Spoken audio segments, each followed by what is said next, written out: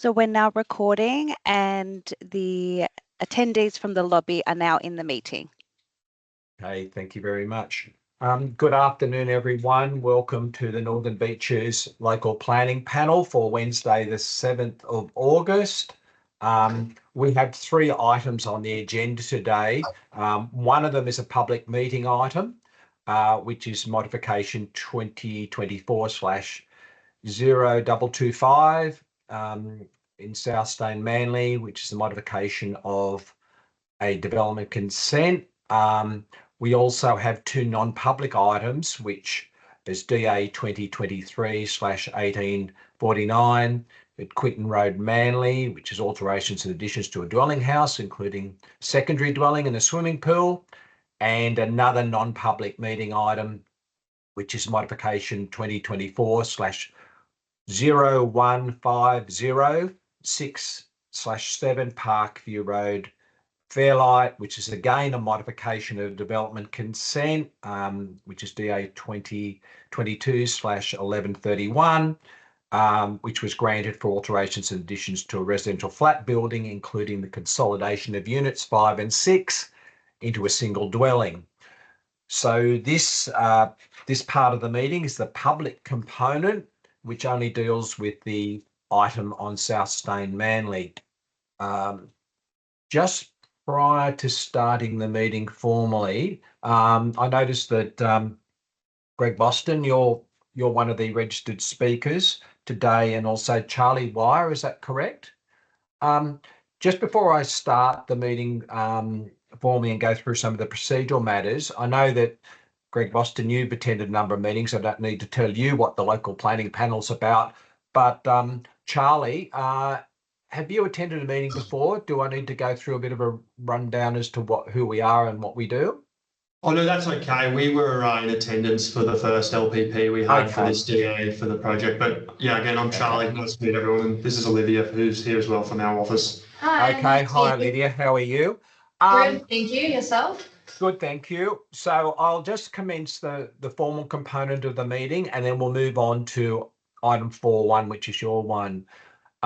Firstly, I'd like to acknowledge country as a sign of respect. The Northern Beaches Local Planning Panel acknowledges the traditional custodians of the land upon which we gather and pays respect to elders past, present and emerging. And I do note that we're probably all located in different countries because of the virtual nature of this this meeting, and the fact that some people will be listening to a recording as well. I have no apologies for today's meeting, and I've received declarations of interest from all members of the panel. I will note, and I'll ask Kate when we go through each member just to briefly describe the conflict or potential conflict of interest that you have noted. But firstly, just going through each of the members just to confirm for the purposes of this meeting. Jason, do you have any conflicts of interest? No, none from me. Okay. Carolyn Hill, do you have any conflicts of interest? None from me. No. And Kate Bartlett? Yes, it was just a potentially perceived non-pecuniary interest. I have worked professionally with Durback Block Jaggers on a couple of projects. I don't see it as being sufficient to affect my ability to independently assess the application. Okay, thank you very much. I might just add too, while we're on that note, my name's David Crofts and I'm the chair of the local planning panel. We have 2 independent experts who are members of the panel today. Firstly, Jason Perica, and secondly, Kate Bartlett. And we have 1 community representative, Carolyn Hill, who is also participating in the meeting today. The minutes of the previous meeting of the 17th of July have been posted on Council's website, and the panel notes that these minutes were adopted by the chairperson, have been posted on the Council website. That then brings us to the public meeting items. We only have 1 item, as I mentioned earlier, for the public meeting, today, and I only have 2 registered speakers for that item. So as I mentioned earlier, the item is modification 20/0224, which is modification of the development consent 2022/1164, which is for the demolition and construction of a commercial building located at 34 to 35 South Stein, Manly. The 2 speakers I have registered are Greg Boston and Charlie Wire. They are both representatives of the applicant. Are they the only speakers we have registered today, please, Heidi? That's correct. Only the 2. Okay, thank you very much. Greg and Charlie, do you wish to make a presentation or just handle any questions that come from panel members? Yeah, no, thank you, Mr. Chair. Look, we're here simply to answer any questions. We're aware of the additional modified conditions. We've raised no objections to them, but thought best to make ourselves available if there were any questions. Okay, great. Thank you very much. So I'll now open to panel members. Do you have any questions you wish to ask the applicant's representatives? Kate, you look like you're about to say something. Yes. Yes, thank you, Chair, through you.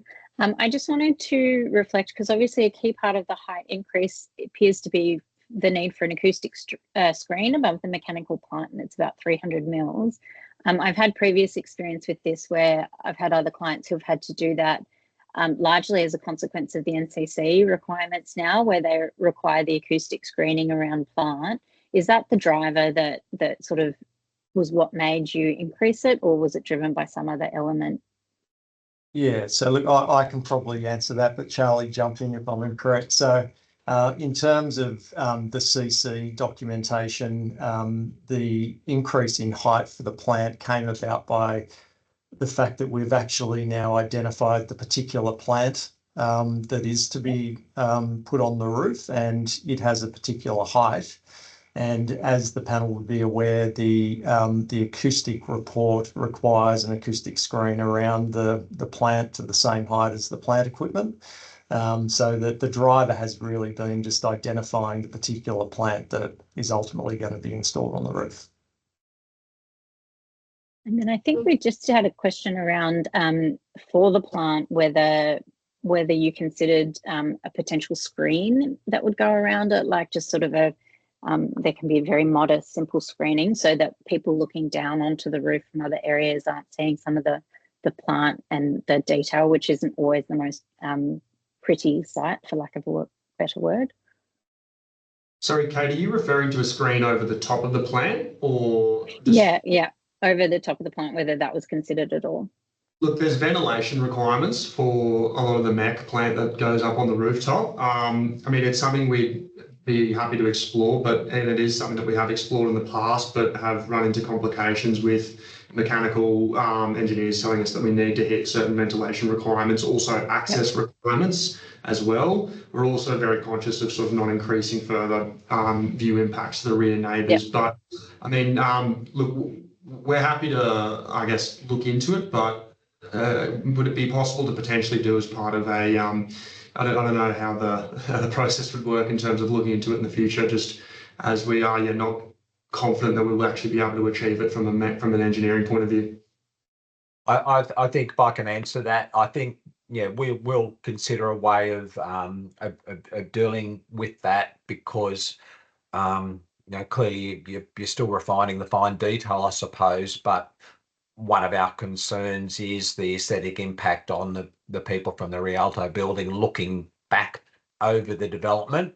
And sometimes roof furniture can be a little bit untidy looking, and it's really important in this case that be as aesthetically pleasing as possible in that case. Of course, yeah, we'll be going by any conditions. Yeah, okay. Are there any other questions at all that any other panel members have? Jason? I had one, probably followed. So is the MEC plant, is that air conditioning and coolers? Is that what that is? Yeah, a lot of the MEC on the roof is AC condensers, yes. Yeah, netting might be an option. So I know there are mechanical ventilation. You do have to move them in and out every now and then. But I also know from looking after health 20 years ago that Legionnaires is that it generally comes from air conditioners, and usually that's from dead pigeons. So I don't know. Maybe there's something that could be practical that still meets all the requirements. I'm not sure. And the other one was, I think I'll have to have a look at the conditions, but as I understand it, the acoustic screen is nominated to a set RL. Is that right? Just want to make sure that in whatever condition we put on, that the screening can't go up and block the views. There was so much time and energy spent by the previous panel to try and protect, if you know what I mean. So is that nominated? On the plans, there are RLs against the elevations and sections Right. that show the acoustic screening in relation And to that matches the acoustic report, so it shouldn't need to go any higher than that, and that should be covered by either approved plans or a condition. Right. That's correct. A lot of what drove this section 455 was the sort of detailed design of that acoustic screening and the plan. So it has all been coordinated. Right. Okay. So we want to be confident about that the RLs are accurate on the plan, so that there's not any additional view loss as a result of this. Sure. Well, yeah, we've got the RL to the highest point of the building stipulated on the plans. So if that provides the panel comfort, I think it sort of gives confidence that there's an additional exceedance. Okay. All right. Thank you. No other questions from panel members? No closing comments from the applicants' representatives? No. Okay. Well, can I thank you very much for taking the time to be present today, and this being the only public meeting item. I'll close the